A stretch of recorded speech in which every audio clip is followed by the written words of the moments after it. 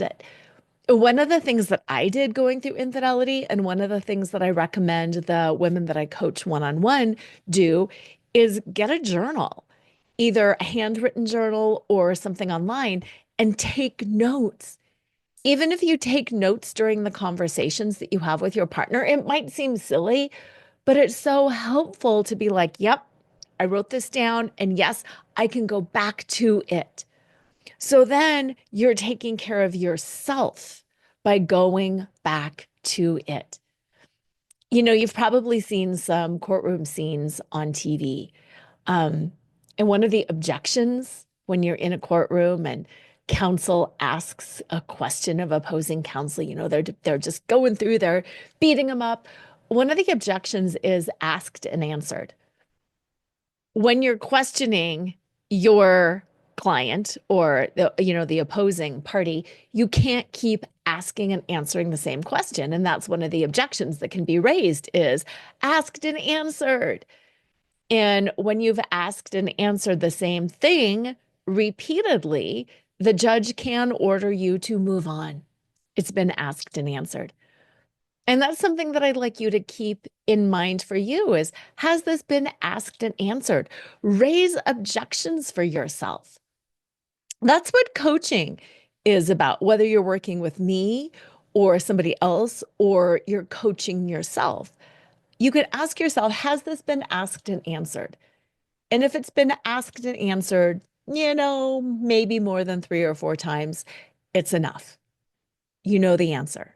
It has been asked, it has been answered, and it's time to move on.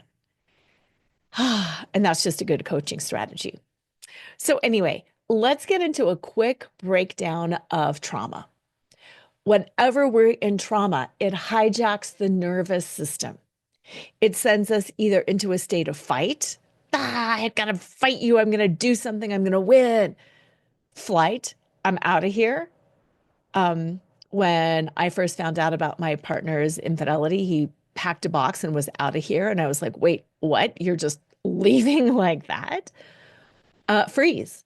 Freeze is where you can't get off the floor. You can't get out of bed. You can't imagine getting up and taking a shower. You're just scrolling on Instagram. You're scrolling on social media. Or fix. And fix is a big one. Fix is, I'm going to figure this out. I'm going to make sense of it all. I'm going to tell the story and I'm going to figure it out and it's going to get taken care of in 2 days.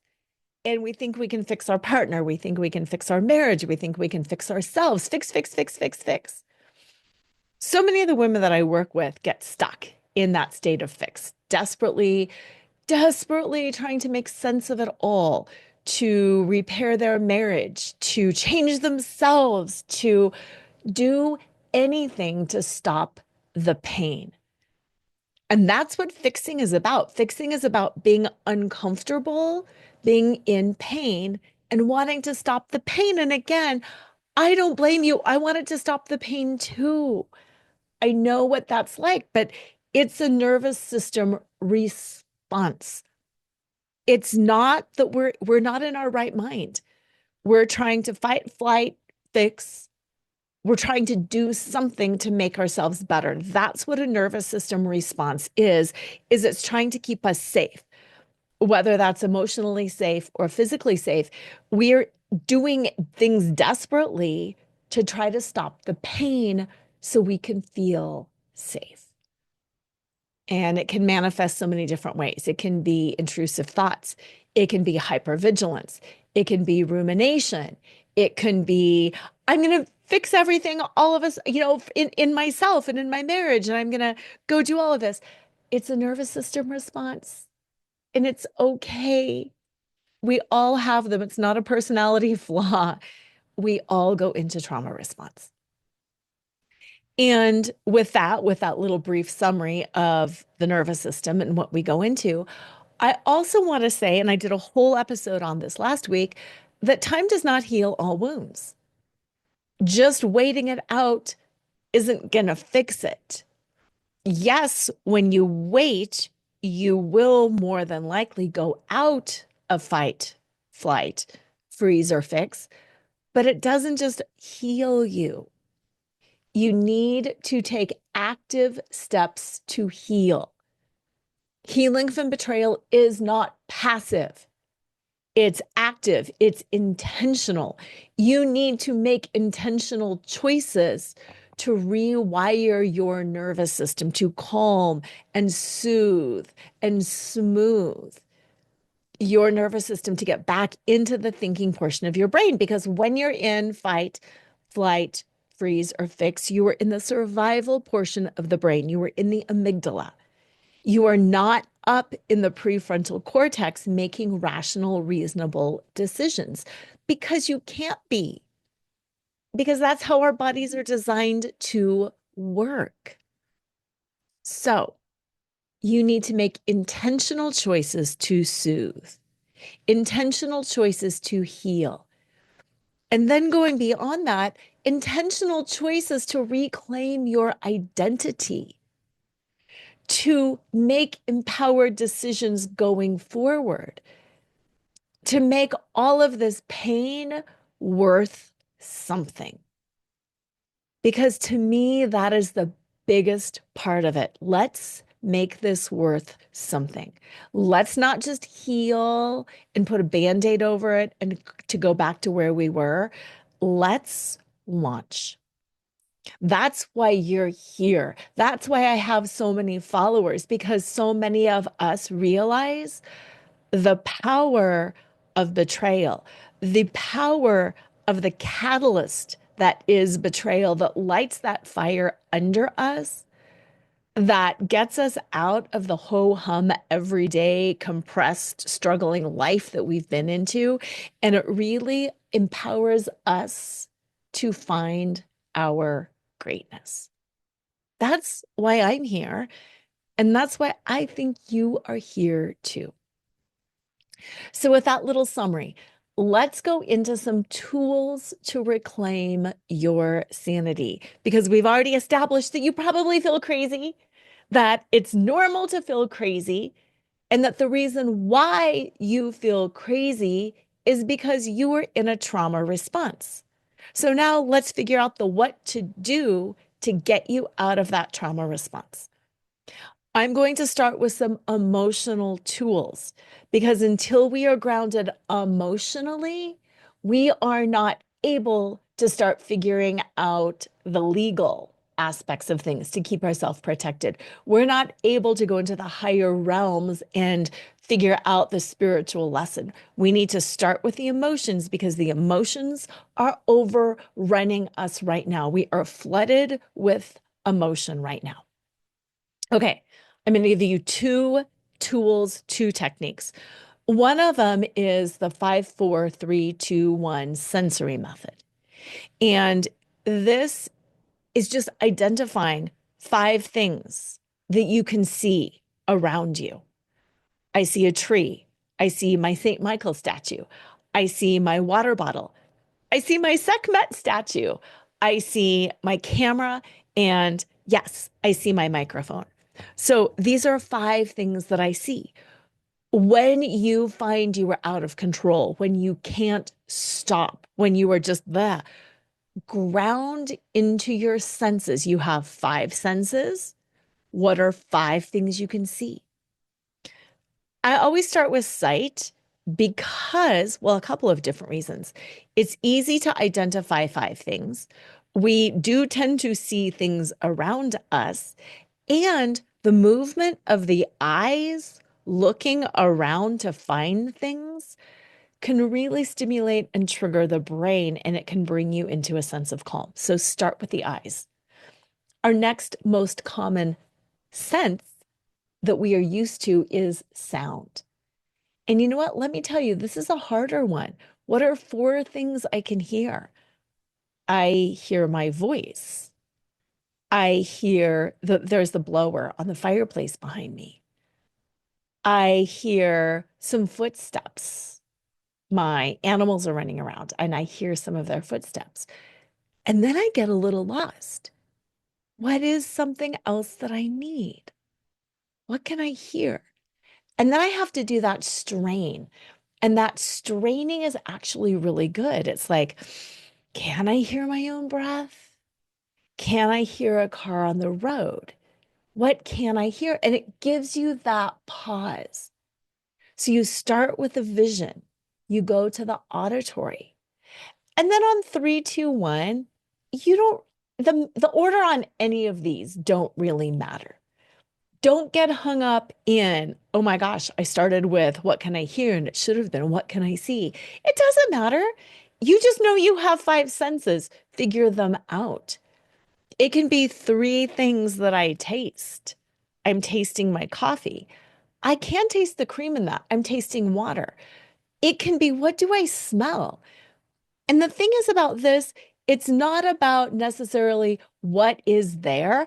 I keep, and I'm pulling it out if you're watching the YouTube on this, I keep an essential oil roller next to me. I keep several essential oils next to me. Why? Because I use this sensory method. Because when I need to reground, I reground in myself and in my senses. What can I hear? What can I see? What can I taste? What can I smell? And the other thing is, what can I touch? And this is a really good one too. You can start with this. The texture on my pants, I can touch that. The texture of hand lotion on my hands, that's a great one because you've got the smell of the lotion and you've got the texture. It's the texture of my skin. I'm actually feeling the back of my hands right now, and they feel really smooth because I did a little sugar scrub this morning. It feels more smooth than usual. So then it sends me into that thought pattern. Oh, my hands are more smooth than usual. And then I can tell the difference of the different skin on my body. And it sends me into a memory of this morning. And it was a Bath and Body Works sugar scrub, and it had a really good smell. So you can see how using this 5, 4, 3, 2, 1 sensory method really pulls you back into yourself. What can I see? What can I hear? What can I smell? What can I taste? And what can I touch? And again, the order doesn't matter. 5, 4, 3, 2, 1. What are the things that you can sense? That is the first tool. The second tool that really grounds you back into yourself is your body. Cross your arms, cross your midlife. Give yourself a hug. And you might be rolling your eyes right now, being like, Lora, are you kidding me? Give yourself a hug, blah, blah, blah, blah, blah. Yes, here's why. Reason one, you're crossing the midline. Reason two, you're giving yourself deep pressure. You're squeezing your arms in at your chest. So you're feeling that pressure on your chest. You're giving yourself deep pressure on your arms. Deep pressure calms and soothes the nervous system. My kids had some sensory integration stuff when they were little. Deep pressure always calmed them. It brings us out from those obsessive thoughts that are swirling all around us, and it brings us into our bodies. So squeeze, hug yourself, move up and down your arms, press your legs, press your hands, press from the crown of your head down, push in with your fingers on the side of your head. Give yourself deep pressure. This self-holding, this deep pressure really reminds us that we are a body, that we are an embodied body. We are in our body. We're not in the future. Will he cheat again? Oh my God, oh my God, oh my God. We're not in the past. Look at what he did. We are in our bodies in this moment. And some people don't like that deep pressure. Try it. See if it's calming and soothing. And I mean deep pressure. Squeeze your forearms, squeeze your upper arms, hug, compress, push your legs, push gently in your belly. I love that deep grounded pressure in my belly. Squeeze your calf. Just give yourself, you know how you do like the body scan? Give yourself, instead of a body scan, give yourself a whole deep pressure compression scan. And if you're like some people and you don't like that deep pressure, which is fine. Some people don't. Do like a little fingery, feathery tapping and just do a little tickle. Tickle the palms of your hands, tickle the insides of your arms, tickle your upper arms, tickle your head, tickle your cheeks and your face, tickle down your neck, tickle across your chest, your belly. I love my inner arms being tickled. Tickle the backs of your knees, tickle your thighs, just with that soft pressure. So it's either that deep grounding to get you out of the ethers and into your body, or it's that little tickle to lighten what's going on. If you feel like, oh my gosh, it's all been compressed, then use that little tickle to lighten. Try one of those. So the first tool is the 5, 4, 3, 2, 1 sensory method. And the second tool is some kind of physical stimulation, whether the deep pressure or the light tapping or tickling. So when you're emotional, try those two things. From there, you can move into a little bit more of the intellectual journaling prompts. I'm big on journaling. And yes, although I often say, write it down, pull out a journal and write it down. If you also just want to take a walk and think about this prompt as you walk, that's super powerful too. You don't actually have to sit down and write something out if you're not a writer. But I do want you to write down these 3 journal prompts because I want you to use them going forward. The first one is so simple. It's, what am I feeling right now? Now, notice it is, what am I feeling? Not how am I feeling? There's a subtle difference there. What am I feeling? Write that down and journal on it, or use it as your mantra and go walk on it, or climb a mountain on it, or sit by the water and stare at the horizon on it. What am I feeling right now? And the reason that I want you to figure out or focus on what is, the emotion is not a part of you. You are not your emotion. What am I feeling? I am feeling rage. I am feeling disillusionment. I am feeling despair. I am feeling worthlessness. It's not, I am broken. I am worthless. I am so sad. It's, what am I feeling? Because all emotions are transitory.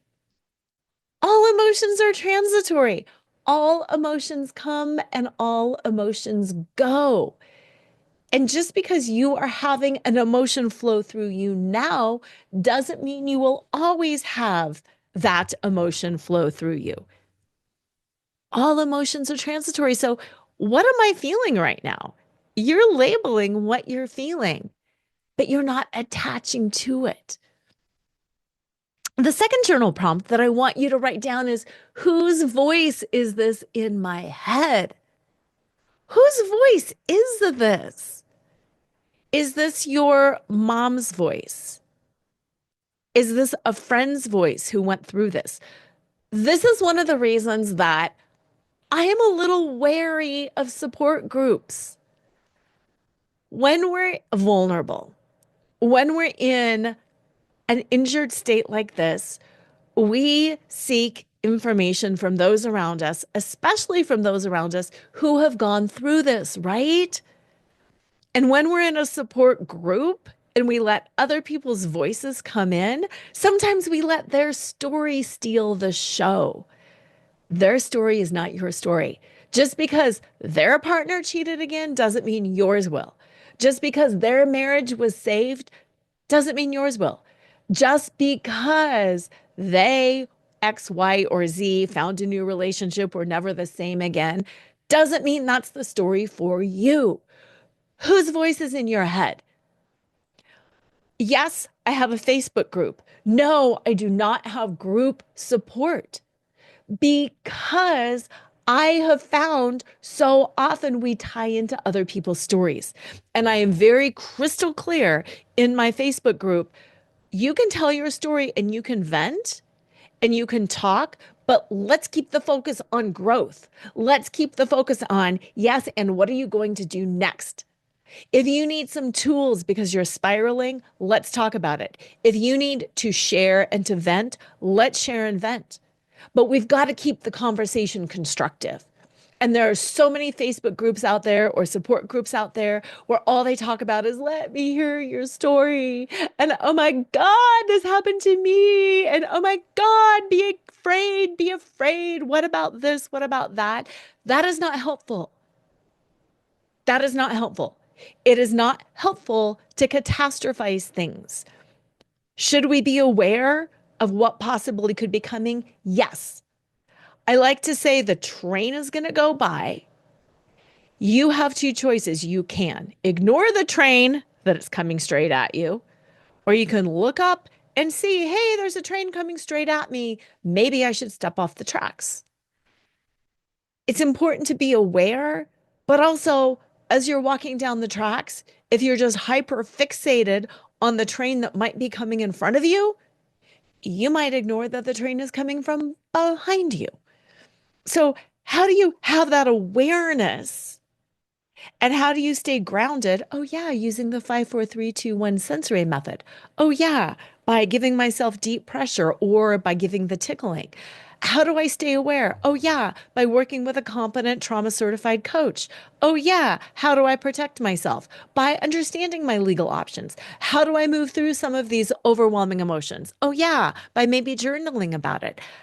By identifying the voice in my head. Is this voice in my head somebody else's? Am I taking their story or their situation, their fear, and making it mine? Or is this voice coming from inside me? Is this my intuition? Is this my higher self speaking?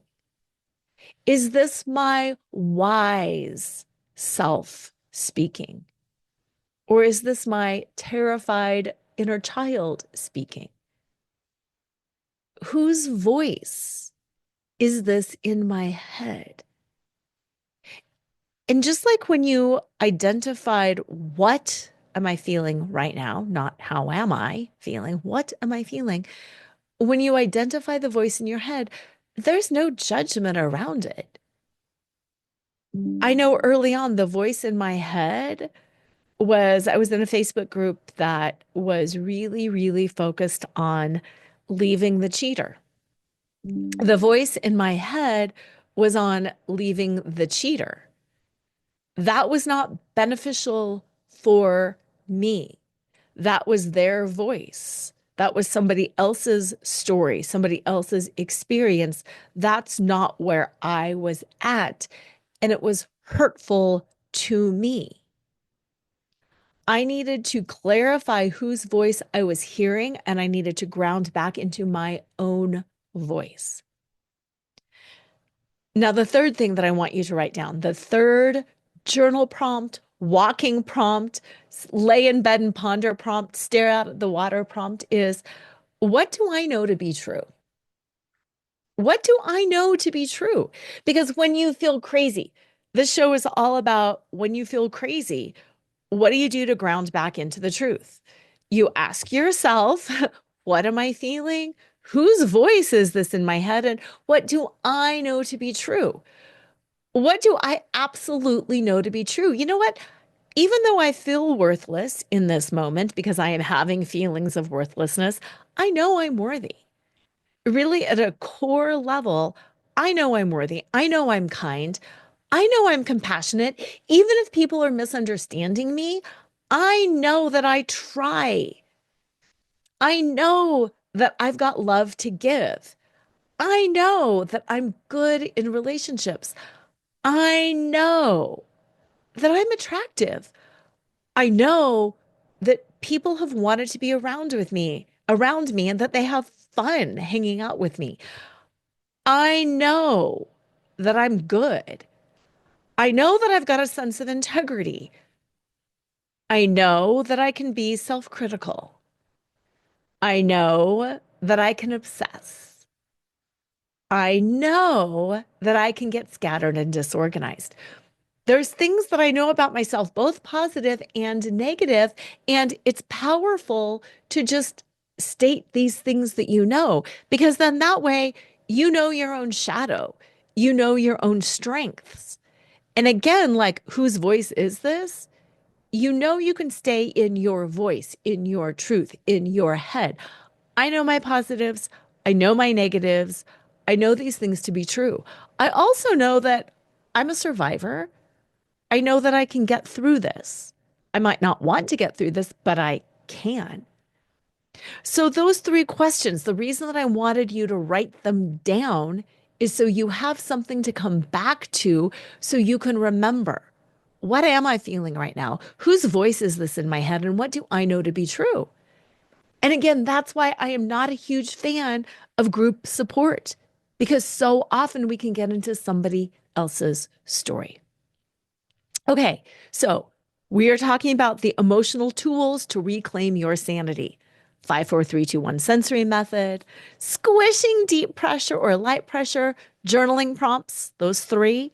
The other one that I really want to talk about is how to interrupt those loops that we get in our brains. How do we stop obsessive thoughts? I've got a whole workshop on it, as well as the somatic processing worksheet, not a somatic processing. Um, why am I totally losing the name of the worksheet?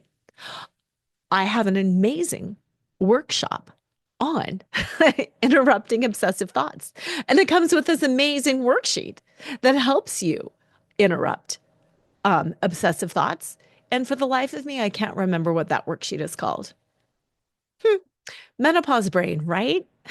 Trauma brain, menopause brain, whatever you call it. Anyway, I will link it in the show notes. Excuse me. I'll link it in the show notes below so you can. Oh, it's the cognitive reprocessing worksheet. That's it. Look, I did it. The cognitive reprocessing worksheet. So I'm going to link that in the show notes and you can go deeper on this. But the three tips that I'm going to give you right here, right now on interrupting obsessive thought loops are: number one, name it to tame it. It sounds silly and you will feel silly doing it. But when you've got a thought loop going on, when you're on a crying jag and you can't stop, name it. I am obsessing over. And you might be like, I roll, I know what I'm obsessing over. I know. But when you name it, it breaks you out of the emotion and it moves you back into the thinking part of your brain and it helps you stop obsessing. I am obsessing over not being young and thin enough. I am obsessing over whether he really loved her, whether he loved her more than me. I am obsessing over, am I ever going to get my sanity back? Name it. The second thing, the second part of that is create a mantra that is on the other side of that thought loop.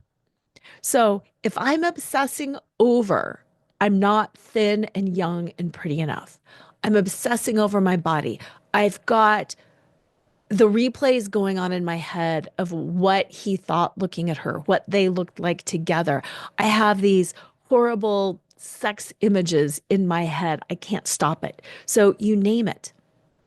Then what is on the other side of that? What is on the other side of that? What is the goal? Where do you want to be? I want to feel confident and secure enough in my beauty, in my sexuality, in this heart-centered connection that I have with my partner. What I want on the other side of that is to feel beautiful and powerful and worthy and sensual. Label what it is that you want. And then you can affirm that for yourself. I am beautiful. I have incredible spiritual, sexual chemistry and connection. I have the ability to have that with somebody. I deserve to be loved. I deserve to be cherished and honored. Move into that highest level, whether you have had it or you believe you are capable of having it in the future.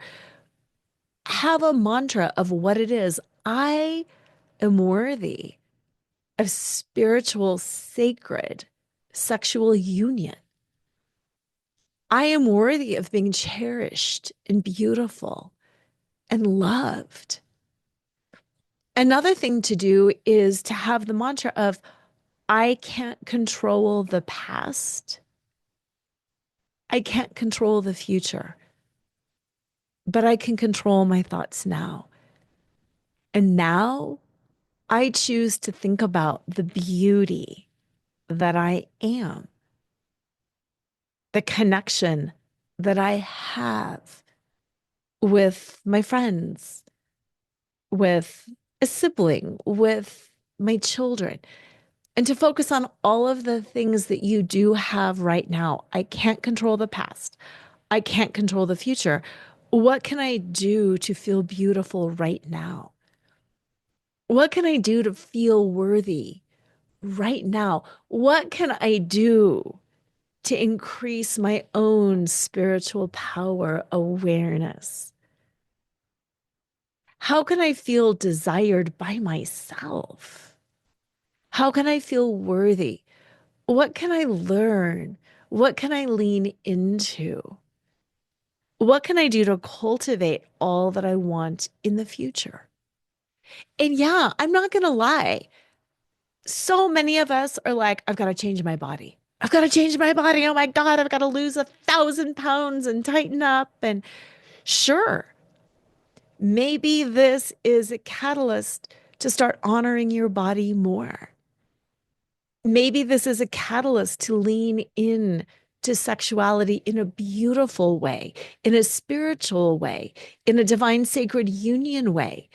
Maybe you've always been interested in that, but you've never really known what that meant. Maybe now is the time to honor the goddess within, whatever it is for you. Maybe it's about learning about yourself and your sensuality and your sexuality. And let me say, sensuality and sexuality are different. So, interrupting those thought loops by doing something instructive for yourself. What can I learn more about? What can I do to make myself feel more comfortable in my body? It's not about the external male gaze looking at you and saying, I'm younger now and I'm thinner and I'm prettier and I'm doing Botox. It's not about that. It's about, what do you need to do to make yourself feel better? Maybe Botox will make you feel better. Maybe losing 10 pounds will make you feel better. Maybe getting stronger will make you feel better. Do it. I started taking better care of myself afterwards because not that I let myself go, but I had put myself on the back burner and I had not prioritized things that made me feel good.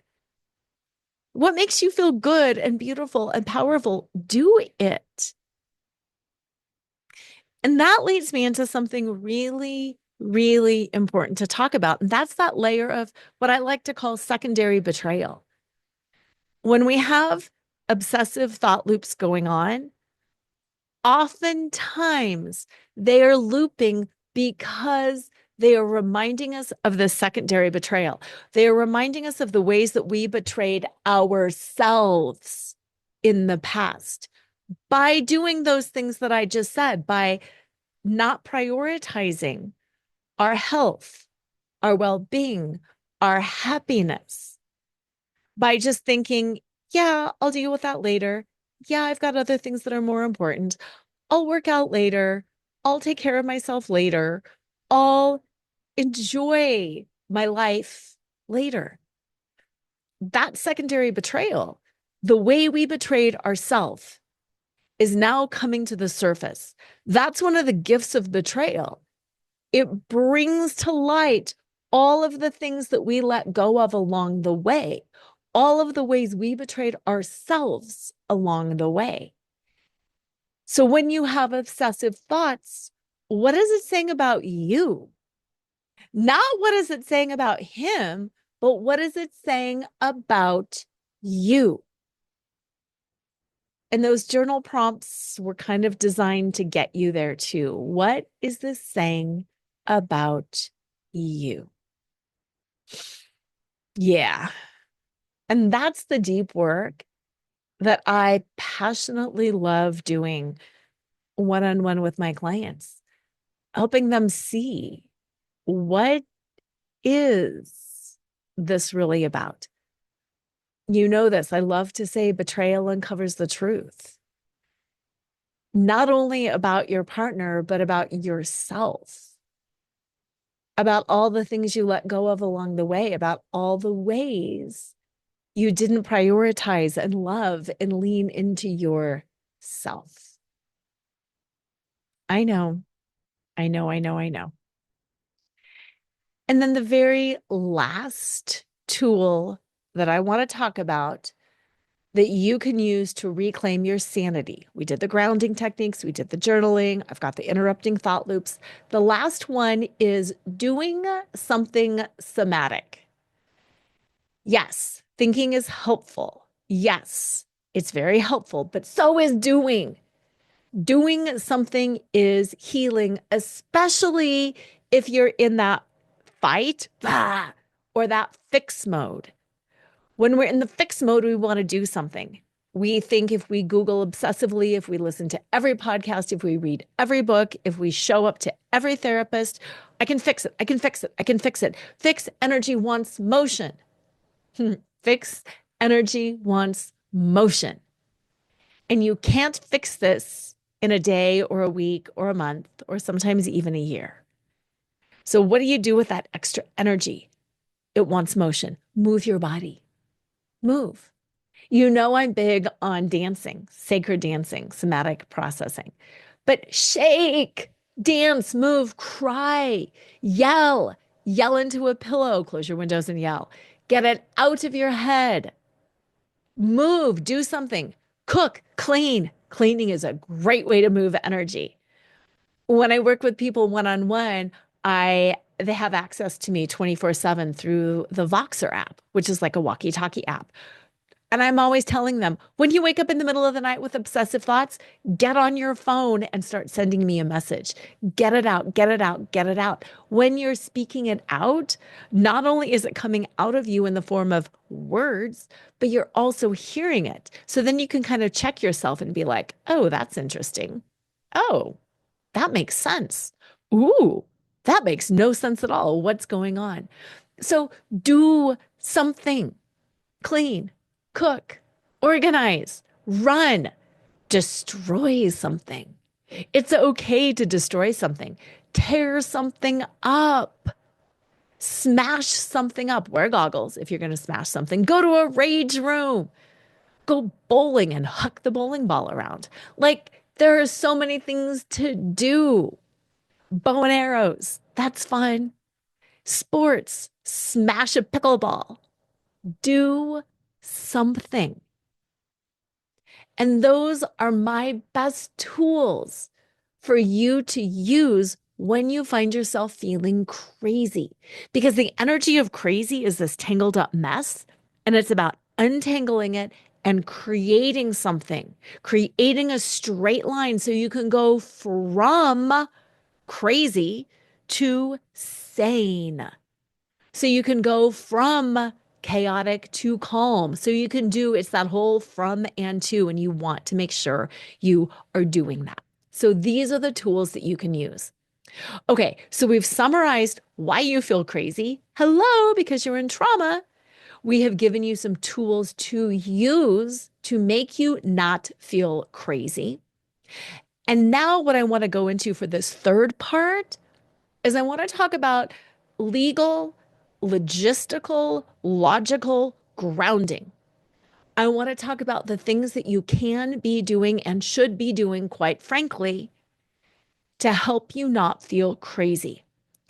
Part of the reason that you feel crazy is because you don't know the future. And I know we can't predict the future, and it's very unfair that we can't predict the future. But there are things that we can do in the here, in the now, that will make logical, legal sense. And before we go into that, I want to stop and give a little plug for my Betrayal Recovery Guide. When you download the Betrayal Recovery Guide at betrayalrecoveryguide.com, you also have the option to download my Betrayal Recovery Toolkit. And in the toolkit, and yes, that is a paid upgrade. It's only $47. But what is in that paid upgrade is your essential legal and financial checklist.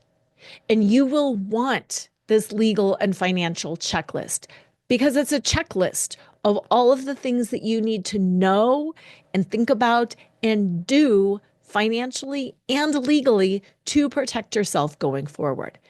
And what I want to say is it doesn't matter if you stay together or if you get divorced. This legal and financial checklist is something that you are going to need.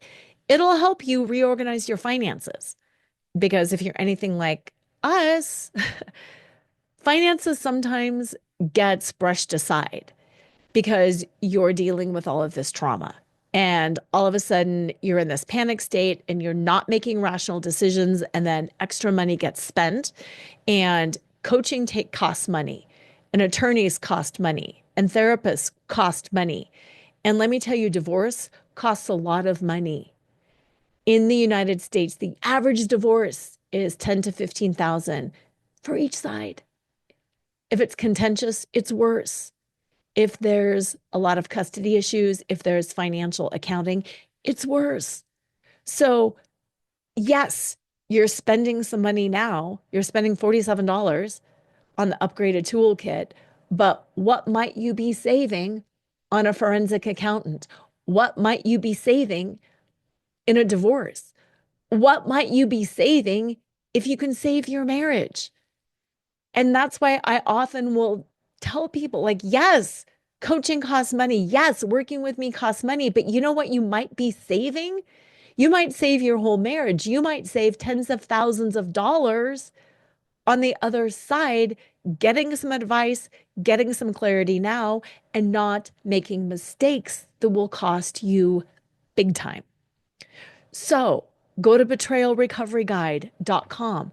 Download your Betrayal Recovery Guide, move through it. It's got a bunch more tools that'll help you not feel crazy and not feel psycho as you get through this. It's got 5 tools. It goes through the 5 steps of healing. And then do the upgrade. Do the $47 toolkit upgrade and get your legal and financial checklist. What we're doing today is a start, but you will want that checklist so you can check it off, keep yourself calm, and make sure you're not making any really big, costly mistakes. Because when you're in the fog of betrayal, trust me, mistakes get made. Ask me how I know. Yeah, because I made a lot of them. So that's why clarity matters before taking any action, but especially any major action. Things not to do early on. Don't delete messages. Oh my goodness, do not delete messages. Don't go through and start deleting things. You can't get things back. Here's a big one. Don't confront the other woman. Sure, maybe you can later on, but don't do it right off the bat. Don't talk to her husband. Don't talk to her. Don't take any revenge action against her. Just don't. Again, I'm not saying that you can't later, but for now, don't do it. The third thing, do not engage in any revenge cheating or any revenge spending or anything like that. Do not engage in anything revengeful right now. You will regret it. Don't sign any legal documents. That includes like a lease. Don't sign anything legal. Don't make ultimatums. Don't do anything right now when you're in this fog, when you're in this chaos, when you feel crazy. When you feel crazy, you are crazy. You are crazy because you're in trauma. So don't do anything legally. Don't get rid of anything you can't get back. Don't tear things up. Don't confront other people. Don't engage in any revenge, cheating, spending, anything like that. Don't sign any contracts or documents. Be calm, and give yourself time. Now, I want to talk about documenting things because so many people are curious about that. I really think it's important to document things, but to document them from a state of not being in a state of panic. Yes, if you want to print phone records. Yes, if you want to screenshot texts. Yes, if you want to save emails. Please do all of that. Please do that because you're collecting evidence. But can you do it without panic? Can you do it from that headspace of, hey, I am collecting evidence, and not from that space of, oh my God, I have to do it? You're making powerful moves and you're collecting things. You are not in a victim state when you do this, though. You are the investigator. You are the attorney. You are in charge. You are doing this without panic. Empowerment begins the moment you stop reacting and you start responding. Empowerment begins the moment you stop reacting and you start responding. Even one small act of legal clarity can restore a sense of control. One small act of legal clarity can restore your sense of grounded control. Reach out, have an appointment with an attorney in your area once. It'll give you what you need to know. Reach out to me, book one appointment. One. Let's talk about what might be possible for you. Let's talk about what you need to do to protect yourself. One appointment. Do you want to move forward? That would be great. But if you just do one appointment, it is you taking action, especially if you're afraid to commit to the appointment. That is all the more reason that you need to commit to the appointment. If you're afraid, lean into that. Talk to somebody. Do you know how often I have people sign up for calls and the first words out of their mouth are, I thought about not showing up? You're not alone if you were terrified. I was terrified. Even though I'm an attorney, I still went and saw an attorney because I knew I needed that clarity.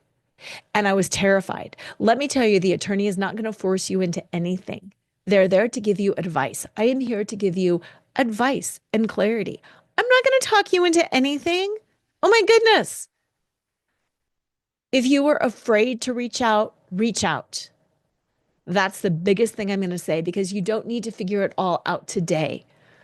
But what you do need to do is empower yourself to do something that's outside of your comfort zone. And sometimes, not sometimes, most often, that is the most powerful step, is making that first appointment.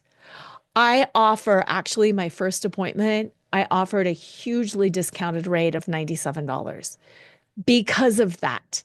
Because I want you to get used to overcoming your own blocks. I want you to get used to empowering yourself. I want you to get used to learning, growing, grounding yourself, realizing you don't need to figure it all out today, but what you do need to do is take a step. Take that first step. Start with the Betrayal Recovery Guide. Download it. Use the tools. Upgrade to the toolkit. Get your legal checklist. Figure it out. Book an appointment with me. Let's talk. You are taking consistent steps.